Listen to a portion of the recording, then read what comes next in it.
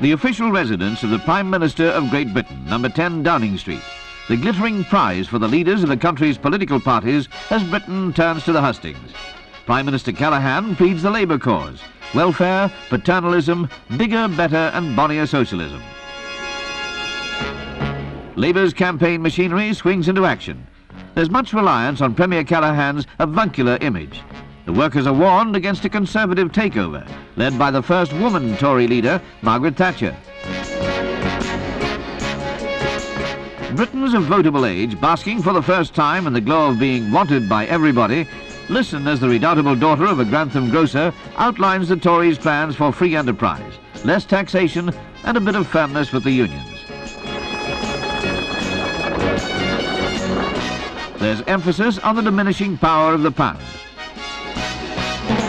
Margaret Thatcher's confidence grows, but at the other corner of this intriguing political triangle is the enigmatic figure of the Liberal Party led by David Steele, which tries to coerce the voters from the main parties.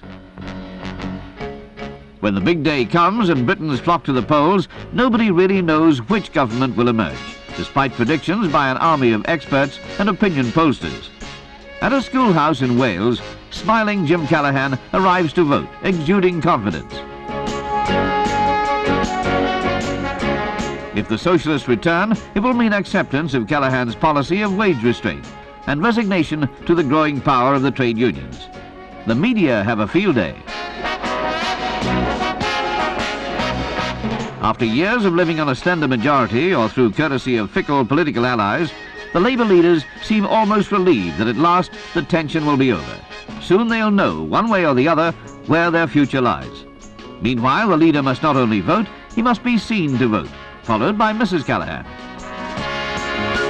Chelsea polling station. The promise of the first democratic matriarchy grows stronger.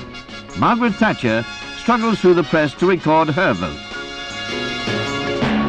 And as the results come in, it was soon known that Britain had its first woman Prime Minister. Accepting defeat cheerfully, James Callaghan leaves the residence he has known for so short a time and drives to tender his resignation to Her Majesty the Queen at Buckingham Palace.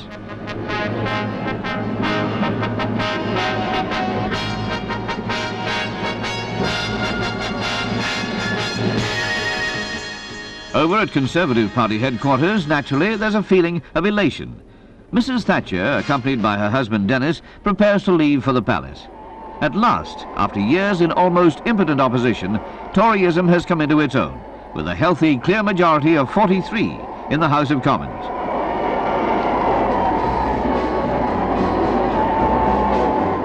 The crowd at the palace, many of them tourists, realise they are seeing history in the making.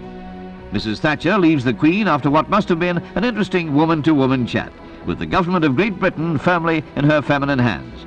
At Downing Street, the large crowds gathered for her return will have something to tell their grandchildren.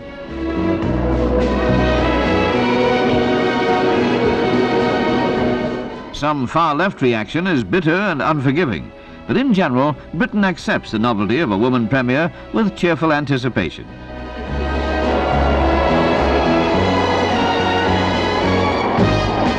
The lady herself is clearly delighted.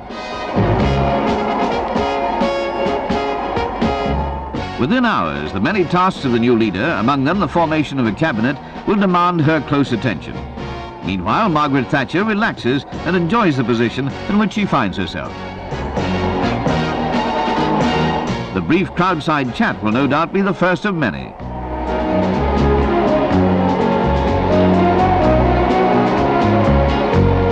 Outlining the future of Britain under her leadership, Premier Thatcher has been quite specific.